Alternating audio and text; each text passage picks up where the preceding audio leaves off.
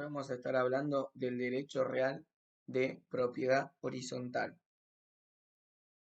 El artículo 2037 del Código Civil y Comercial nos da una definición de lo que es la propiedad horizontal, en donde nos dice que es el derecho real que se ejerce sobre un inmueble propio que otorga a su titular facultades de uso, goce y disposición material y jurídica que se ejercen sobre partes privativas y sobre partes comunes de un edificio, de conformidad con lo que establece este título y el respectivo reglamento de propiedad horizontal.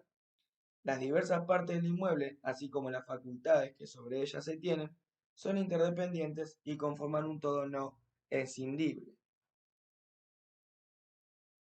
Luego, el artículo 2038 nos habla de la Constitución, en donde nos dice, a los fines de la división jurídica del edificio, el titular de dominio o los condóminos deben redactar por escritura pública el reglamento de propiedad horizontal, que debe inscribirse en el registro inmobiliario. El reglamento de propiedad horizontal se integra al título suficiente sobre la unidad funcional. Entonces, el reglamento de propiedad y administración es el acto jurídico destinado a dar comienzo al sistema de la propiedad horizontal que regirá para un determinado inmueble. El nuevo código sigue el sistema del anterior proyecto, en donde mantiene también la forma requerida en la legislación actual. El reglamento redactado ya fuera por los condóminos o por el único propietario del edificio, instrumentado por escritura pública, en donde deberá ser inscrito en el registro de la propiedad del inmueble, acompañado del certificado de dominio y de los planos de mensura y subdivisión a los cuales nos hemos referido anteriormente. El reglamento tiene una función importantísima. Es causa necesaria de la división del edificio y de su sujeción al mecanismo establecido por la ley, aun cuando no es causa suficiente de la misma. Entonces, vamos a hablar de la forma. El reglamento de copropiedad redactado ya fuera por los condóminos o por el único propietario del edificio, instrumentado por escritura pública, deberá ser inscrito en el registro de propiedad inmueble acompañado del certificado de dominio y de los planos de mensura y subdivisión. Luego, vamos a hablar de lo que integra el título. Entonces, en la escritura que instrumenta la venta, se dejará constancia que el adquiriente conoce y acepta el reglamento de copropiedad y administración del edificio en el cual adquiere su derecho real de propiedad horizontal, que, vamos a recordar, se ejerce en forma excluyente sobre una parte privativa y, y en forma compartida sobre las denominadas partes comunes. De tal modo, la compraventa y el reglamento se integran recíprocamente y constituyen un todo inseparable, ya que solo de su conjunto se trasunta la voluntad total de todas las partes destinadas a arreglar sus derechos. Esto es lo que en el artículo donde nos da la definición legal habla de la parte interdependientes y un todo no escindible. Básicamente nos dice que eh, tanto las partes comunes como las partes privativas forman un conjunto y no pueden ser divididas. Luego podemos hablar de la terminología, que es otra mención que merece dicha norma, es de carácter terminológico, en donde la legislación actual denomina el reglamento como de copropiedad y administración. Luego vamos a hablar de el objeto que tiene este derecho real, que el artículo 2039 nos habla de que el derecho de propiedad horizontal se determina en la unidad funcional que consiste en pisos, departamentos, locales u otros espacios susceptibles de aprovechamiento por su naturaleza o destino que tengan independencia funcional y comunicación con la vía pública, directamente o por un pasaje común. La propiedad de la unidad funcional comprende la parte indivisa del terreno, de las cosas y partes de uso común del inmueble o indispensables para mantener su seguridad y puede abarcar una o más unidades complementarias destinadas a servirla. Entonces, la unidad funcional se distingue de la unidad complementaria. Entonces, La unidad funcional es el conjunto de superficies cubiertas y o semidescubiertas y descubiertas directamente comunicadas y unidas entre sí, necesarias para el desarrollo de las actividades compatibles y concordantes con el destino del edificio indicado en el reglamento de propiedad. Se trata de un espacio delimitado y susceptible de aprovechamiento independiente, con los elementos arquitectónicos e instalaciones comprendidas dentro de sus límites que sirvan exclusivamente al propietario. En cambio, la unidad complementaria es aquella que por su naturaleza intrínseca no puede constituir una unidad funcional, debiendo forzadamente unirse a alguna o algunas de ellas para formar una superficie de dominio exclusivo.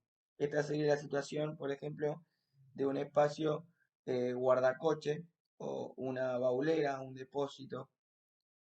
En consecuencia, el derecho real se extiende no solo a la unidad funcional, sino también a la unidad complementaria, si ésta existiera. Pero debe quedar claro que en tanto la unidad funcional existe por sí misma, tiene autonomía, la unidad complementaria es accesoria de la principal y corre la suerte de esta última. Luego, cuando el artículo nos habla de salida a la vía pública, el artículo 1 de la Ley 13.512 imponía la existencia de una salida a la vía pública, ya sea en forma directa o por un pasaje común. El primer supuesto será el de los locales o en algunos edificios, departamentos en la planta baja con entrada independiente, mientras que el segundo caso, y el más, por así decirlo, el más genérico, eh, es aquel edificio que cuenta con una única entrada y pasillos de distribución en cada uno de los pisos. Dicho requisito se ha mantenido en los proyectos de reforma y ha quedado plasmado en el código actual. En tanto, el requisito de la salida de la vía pública hace a la esencia del sistema de propiedad horizontal, que la independencia funcional varía según el destino de las distintas unidades de modo tal que ambos pueden llegar a fundirse en una única expresión que sería la autonomía funcional.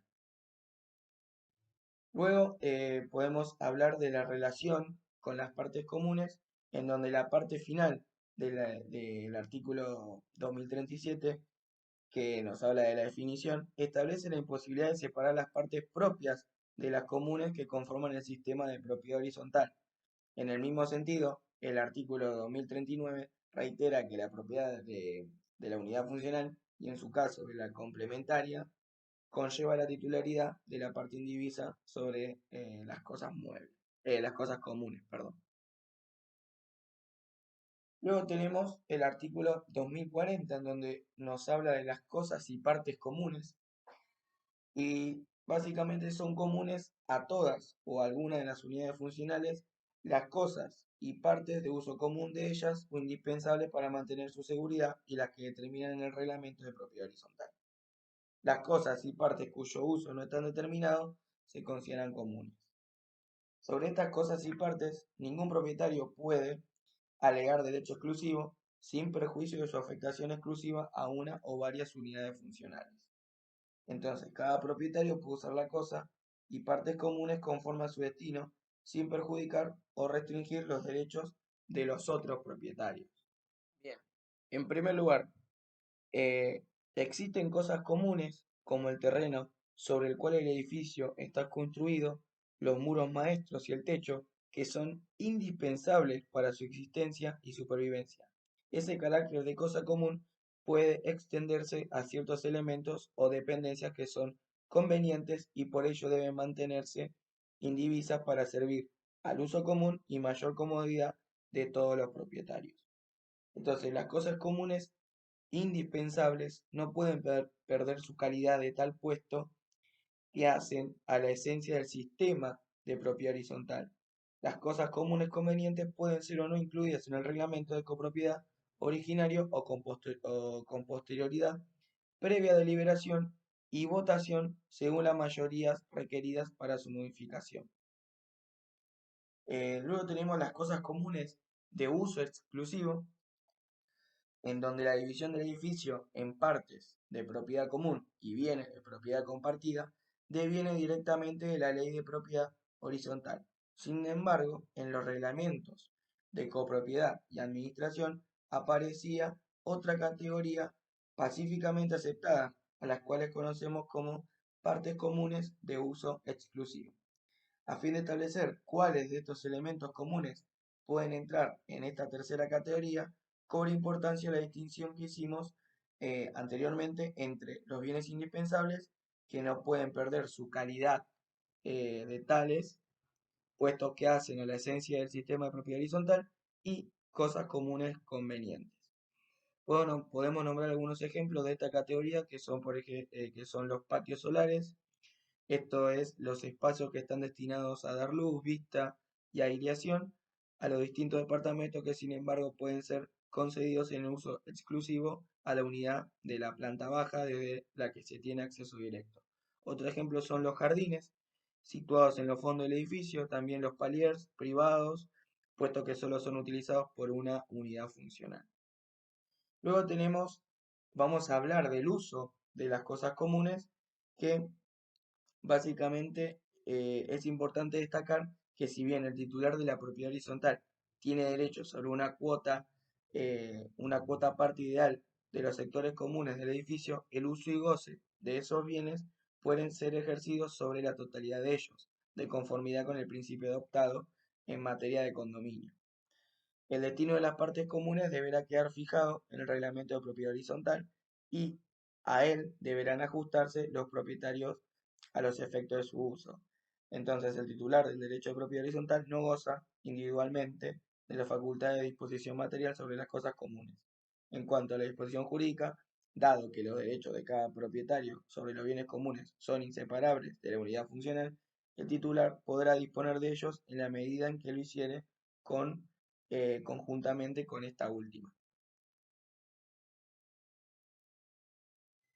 Cosas y partes necesariamente comunes, según el artículo 2041, son cosas y partes necesariamente comunes el terreno, los pasillos, vías o elementos que comunican unidades entre sí y a estas con el exterior, los techos, azoteas, terrazas y patios solares, los cimientos, columnas, vigas portantes, muros maestros y demás estructuras, incluso las de los balcones, indispensables para mantener la seguridad, los locales e instalaciones de los servicios centrales, las cañerías que conducen fluidos o energía en toda su extensión y los cableados hasta su ingreso en la unidad funcional, la vivienda para alojamiento del encargado, los ascensores, montecargas y escaleras mecánicas, los muros exteriores y los divisorios de unidades entre sí y con esas y partes comunes, eh, las instalaciones necesarias para el acceso y circulación de personas con discapacidad fijas o móviles, externas a la unidad funcional, y las vías de evacuación alternativas para caso de siniestros, todos los artefactos o instalaciones existentes para servicios de beneficio común, y por último, los locales destinados a sanitarios o vestuarios del personal que trabaja para el consorcio. Esta enumeración tiene carácter enunciativo. Cabe destacar que la consideración del carácter de la enumeración, o sea, lo que dice en la última parte del artículo, que esta enumeración es enunciativa, no es una cuestión, o sea, no hay que suponer que solo las cosas que se encuentran ahí mencionadas deben ser necesariamente comunes, implica que como tales deben ser incluidas obligatoriamente en el respectivo reglamento de la propiedad horizontal. Es decir, el reglamento no podría otorgar un carácter distinto, por ejemplo, a los patios solares. Sin embargo, en cada estatuto particular podrían incorporarse cosas de uso común no enumeradas en la ley, pero cuyo destino es el bienestar o la comodidad de todos los propietarios. Luego tenemos las cosas y partes comunes no indispensables, que las enumera el artículo 2042 del Código Civil y Comercial, y las cuales son la piscina, el solarium, el gimnasio, el lavadero y el salón de usos múltiples. También tiene un carácter enunciativo esta enumeración, y de su simple lectura se desprende el carácter de prescindible de tales cosas comunes, a diferencia de las enumeradas en el artículo 20 del 2041, sin las cuales el edificio no podría existir o cumplir la función para la cual fue destinado. La norma también aclara que tiene carácter iniciativo, quedando abierta la posibilidad que el reglamento de propiedad y administración incorporará otras partes de similar naturaleza. Luego tenemos las cosas y partes propias, que el artículo 2043 nos establece que son necesariamente propias con respecto a la unidad funcional las cosas y partes comprendidas en el volumen limitado por sus estructuras divisorias, los tabiques internos no portantes, las puertas, ventanas, artefactos y los revestimientos, incluso de los balcones. También son propias las cosas y partes que, susceptibles de un derecho exclusivo, son previstas como tales en el reglamento de propiedad horizontal, sin perjuicio de las restricciones que impone la convivencia ordenada.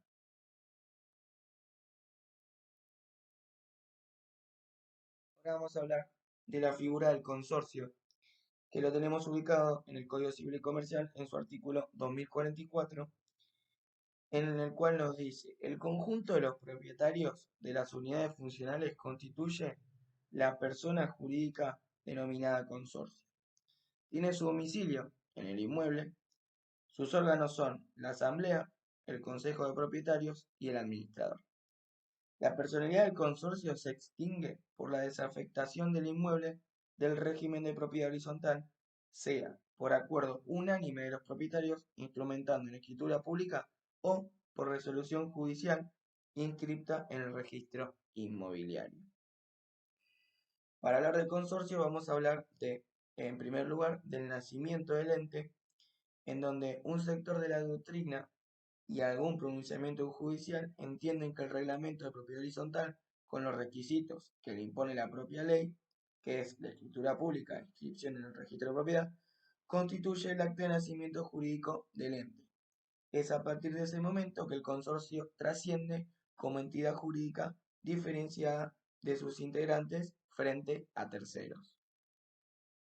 En segundo lugar, vamos a hablar de la desafectación, en donde se prevé la extinción de la personalidad del consorcio por la desafectación del inmueble al régimen de propiedad horizontal. Una posibilidad que es la totalidad de los propietarios resuelvan la desafectación, se considera necesaria la convocatoria a asamblea y aprobación por unanimidad. Esa decisión deberá instrumentarse por escritura pública e inscribirse en el registro respectivo. En este supuesto, los anteriores titulares del derecho real de propiedad horizontal pasan a ser condóminos de todo el edificio en la proporción que, de común acuerdo, se hubieran asignado y en consecuencia resultarán aplicables las normas contenidas en el código respecto de ese derecho real, en cuanto al ejercicio del derecho y a la toma de decisiones referidas a la administración del bien común. También puede suceder que todas las unidades funcionales y las unidades complementarias, si las hubiera, mediante distintos actos jurídicos, pasaron a ser de titularidad de una sola persona, sea esta física o ideal. Este solo hecho no implica la extinción del sistema de propiedad horizontal que rige el edificio y la posibilidad de que los pisos o departamentos en que éste se divide puedan volver a tener distintos dueños. Sin embargo, se entiende que cuando un solo propietario asume la titularidad de todos los pisos o departamentos, está en condiciones de expresar su voluntad de extinguir el sistema de propiedad horizontal y proceder a la respectiva inscripción en el registro de la propiedad del inmueble. Luego vamos a hablar del patrimonio. Las partes y cosas comunes del edificio no pueden integrar el patrimonio del consorcio, ya que en el régimen de la propiedad horizontal, las partes privativas y las comunes conforman un todo inescindible, de modo tal que el derecho real que corresponde a cada propietario sobre las partes comunes no puede ser enajenado o grabado en forma independiente. Los consortes no transfieren parte de su patrimonio al consorcio, sino solo la administración de las cosas comunes que implica la obligación de mantenerlas en buen estado de conservación. El patrimonio del consorcio queda entonces conformado por expensas percibidas, fondo de reserva, intereses que devenguen las cuentas bancarias existentes en cabeza del consorcio, intereses punitorios por expensas atrasadas créditos por expensas y créditos respecto de terceros. Por último, tenemos a lo que llamamos como capacidad, que en igual forma que cualquier persona jurídica, el consorcio se ve limitado por los fines de su institución y queda circunscripta al cumplimiento del objeto social. Con la limitación señalada, el consorcio tiene capacidad para adquirir derechos y contraer obligaciones. En el primer aspecto, puede reclamar el cobro de las expensas y fondo de reserva, así como los créditos por rentas que tengan derecho a percibir. También contrae obligaciones frente a terceros cuando contrata trabajos o respecto de deudas con cajas provisionales, aportes a sindicatos o frente a los consorcistas cuando se hubieran generado perjuicios por los que el consorcio debe responder. Bien, por último vamos a hablar de la situación jurídica de los propietarios. Vamos a estar viendo las facultades, las obligaciones, los gastos y contribuciones que debe realizar cada uno, también las prohibiciones. Pero bueno, para arrancar, como es sabido y en mayor o en menor medida, los derechos reales confieren en su titular facultades. El artículo 2037, al dar el concepto de propiedad horizontal, dice que este derecho real otorga a su titular facultades de uso, goce y disposición material y jurídica que se ejercen sobre partes prohibitivas y sobre partes comunes de un edificio. Entonces, vamos a arrancar hablando de las facultades y vamos a comenzar a hablar de las facultades jurídicas. El artículo 2045 del Código Civil y Comercial dice que cada propietario puede, sin necesidad de consentimiento de los demás, enajenar la unidad funcional que le pertenece o, sobre ella, constituir derechos reales o personales. La constitución, transmisión o extinción de un derecho real, gravamen o embargo sobre la unidad funcional comprende a las cosas y partes comunes y a la unidad complementaria, si es que la hay, y no puede realizarse separadamente de estas. Entonces, como podemos apreciar, las facultades jurídicas son amplias, similares a las que cuenta un dueño y hasta superiores a las de un condómino sobre su parte indivisa. Se refieren a la unidad funcional, lo que abarca a las unidades complementarias y las cosas y partes comunes en la proporción que corresponda al titular. Unas y otras son inseparables, forman un todo inescindible. Hay una relación de principal y accesorio, ya que los actos que recaigan sobre la unidad funcional arrastran a lo accesorio. Entonces, como se desprende en el artículo 2045 respecto a la unidad funcional, cada titular puede, sin necesidad de consentimiento de los demás, enajenar a título, ya sea oneroso o gratuito, gravar con derechos reales, afectarla al régimen de protección de la vivienda, constituir derechos personales e incluso puede abandonarla. Cabe destacar que la enajenación también puede ser forzosa. Luego vamos a hablar de las facultades materiales. Y las facultades materiales pueden ser sobre la unidad funcional, en donde el titular las puede usar, gozar y disponer materialmente con algunas limitaciones. Por un lado debe respetar el destino impuesto en el reglamento. Si el destino autorizado es el de vivienda, no puede instalar, por ejemplo, un consultorio médico. Por otro lado, no puede causar perjuicio a los demás. El código lo obliga a conservar en buen estado su unidad, permitir el acceso a su unidad funcional para realizar reparaciones de cosas y partes comunes y de bienes del consorcio, como asimismo para verificar el funcionamiento de cocinas, calefones, estufas y otras cosas riesgosas o para controlar los trabajos de instalación. Tampoco no puede ejercer actividades que comprometan la seguridad del inmueble y etc. Esto lo vamos a ir viendo más adelante cuando veamos las prohibiciones de los propietarios. Para seguir hablando de las facultades materiales, no hay que olvidar que su derecho se ejerce prácticamente sobre un, vamos a llamarlo, cubo de aire que está rodeado de partes comunes, lo que justifica severas restricciones. Los actos de disposición material se limitan a los revestimientos y no mucho más, teniendo en cuenta que las paredes, pisos, techos que se dividen a la unidad son comunes. Claro que dentro de lo razonable, sin afectar la seguridad, se pueden atravesar las paredes para pasar cables, caños, soportar equipos de aire acondicionado, etc. Luego también tenemos la facultad material sobre cosas y partes comunes. en donde también el titular de este derecho real tiene la facultad de poseer, usar y gozar de las partes comunes, pero con importantes limitaciones. Entonces nos remitimos al artículo 2040, dice que cada propietario puede usar las cosas y partes comunes conforme a su destino, sin perjudicar o restringir los derechos de los otros propietarios. Nuevamente, un límite importante es el destino. Así, por ejemplo, si el destino de la terraza es de lavar y colgar ropa, no puede el titular organizar una fiesta, reuniones. A la vez, no puede restringir el derecho igual que tienen los demás. No podría, por ejemplo, usar incansablemente el ascensor sin permitir que los demás también puedan usarlo, ni guardar una moto en el hall de entrada, por dar ejemplo cotidiano, básicamente. El código organiza un complejo sistema de asambleas y mayorías para que se puedan realizar modificaciones en las partes comunes que nadie puede decidir en forma individual. Eso lo vamos a ver mucho más adelante.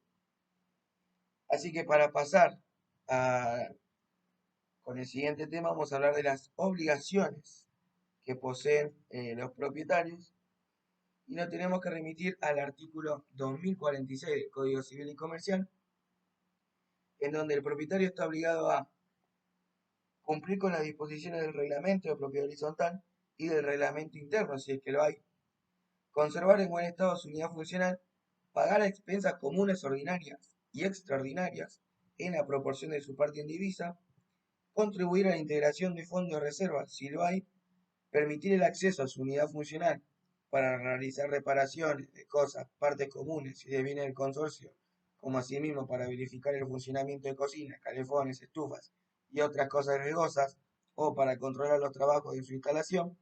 Y por último, notificar fehacientemente al administrador su domicilio especial si opta por constituir uno diferente del de la unidad funcional. Entonces, conservar en buen estado la unidad. Esto significa que nadie podrá exigir el cumplimiento de esta obligación, pues cada titular tiene libertad de mantener su unidad en las condiciones que le plazca. El problema se presenta si con su descuido puede causar perjuicio en los sectores comunes o a otras unidades. Es decir, si como consecuencia de un desperfecto originado en un sector privativo se produjeran daños en bienes comunes, obviamente, salvo pacto en contrario, el propietario debe cargar con los costos totales de la reparación integral.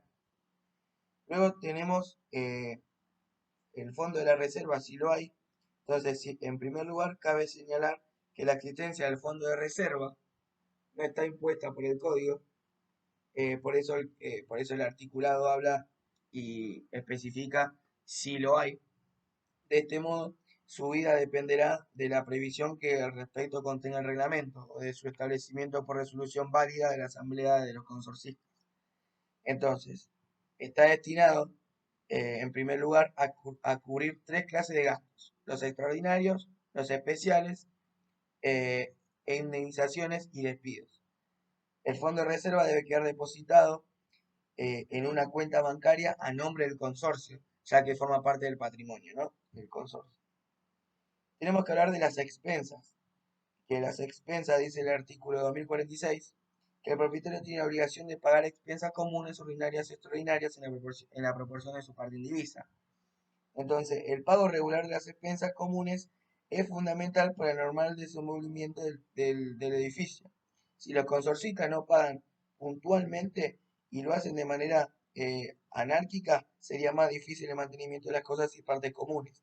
La falta de cumplimiento oportuno en aquellas cargas sería susceptible de transformar e inclusive de poner en peligro la existencia misma del consorcio. Entonces, ¿qué son las expensas? Son todas las erogaciones que deban efectuarse con motivo de la utilización y conservación de las partes comunes del edificio. Sobre la base del concepto esbozado se puede citar a título ejemplificativo gastos de combustibles para calefacción, agua caliente centrales, servicio de los ascensores, iluminación de las partes comunes, provisión de artículos de limpiezas. También podemos mencionar honorario del administrador, retribución del portero y demás gente de servicio, ¿no?, que trabaja en el edificio. también instalación de cerradura, etc. Entonces, para cerrar, vamos a hablar de o clasificar los tipos de expensas que nombra el artículo, que son las expensas comunes, ordinarias, extraordinarias. Entonces, para arrancar vamos a hablar de las expensas comunes, que básicamente los gastos que se realicen con la finalidad de administrar, conservar, reparar o mejorar las partes comunes del edificio quedan incluidos en el rubro denominado expensas comunes, independientemente de quién efectúe las erogaciones, el trámite que requieran para su aprobación y la posibilidad de impugnación que merezca. Luego tenemos las expensas ordinarias, en donde el segundo párrafo del artículo incluye gastos necesarios para la conservación del edificio que en consecuencia no requieren aprobación previa por la Asamblea, son efectuados y liquidados por el administrador de conformidad con las pautas reglamentarias. La norma no especifica qué conceptos incluyen entre las denominadas expensas ordinarias de administración y reparación de las partes y bienes comunes, haciendo solo referencia puntual a las obligaciones impuestas al administrador en cumplimiento de sus funciones y aquellas necesarias para instalar vías de evacuación y de acceso para personas con discapacidad. También se incluyen aquellos gastos efectuados por el administrador en cumplimiento de resoluciones emanadas de asamblea de propietarios. Luego tenemos las expensas extraordinarias, que son los gastos provenientes de trabajos que no son indispensables para el mantenimiento del conjunto, pero que tienden a su mejoramiento y serán o no llevados a cabo según la decisión que al respecto hubiera tomado la Asamblea llevada a cabo en legal forma. O sea, por tratarse de gastos extraordinarios que no devienen del normal desenvolvimiento de la vida consorcial, dichas erogaciones solo pueden efectuarse por la voluntad de los propietarios expresada en asamblea. Cabe aclarar que dentro del término expensas también están comprendidas las erogaciones debidas a innovaciones, así como los montos que deba abonar el consorcio por los daños derivados de la responsabilidad civil por daño causado por las cosas comunes cuya conservación le incumbe, como también indemnizaciones por despido, entre otros. Luego vamos a hablar, por último, de las prohibiciones que poseen los propietarios, en donde el artículo 2047 dice que está prohibido a los propietarios y ocupantes destinar las unidades funcionales a usos contrarios a la moral o a fines distintos a los previstos en el reglamento de propiedad horizontal, perturbar la tranquilidad de los demás de cualquier manera que exceda la normal tolerancia, ejercer actividades que comprometan la seguridad del inmueble y por último depositar cosas peligrosas o perjudiciales. eh, o perjudiciales. Bueno, esto tiene que ver básicamente, por ejemplo, la unidad funcional debe ser utilizada según el destino según el destino que tiene o con el fin que tiene y no puede no se le puede cambiar el destino a dicha unidad funcional porque básicamente si se le cambia el destino habría que cambiar el reglamento. Como también habla de la normal tolerancia, que esto tiene que ver con la tranquilidad de los vecinos, no debe perturbar la tranquilidad de dichos vecinos. Esto tiene que ver con los olores, con los ruidos molestos. No debe exceder la normal tolerancia, es un límite razonable, es decir, que la normal tolerancia se debe medir en lo que cabe dentro de lo normal. O sea, no debe exceder la normal tolerancia, es decir, que es lo que una persona pueda aguantar, digamos, de una forma razonable. Eh, y también no debe ingresar cosas peligrosas o perjudiciales. Esto tiene que ver básicamente con cosas que pueden afectar no solamente la unidad funcional de dicho propietario, sino también a la de los vecinos. Eh, y esto fue todo, la primera parte de propiedad horizontal. Así que gracias por escuchar y voy a subir la segunda parte de propiedad horizontal donde vamos a hablar de la asamblea, de los conjuntos de propietarios, reglamento, etc.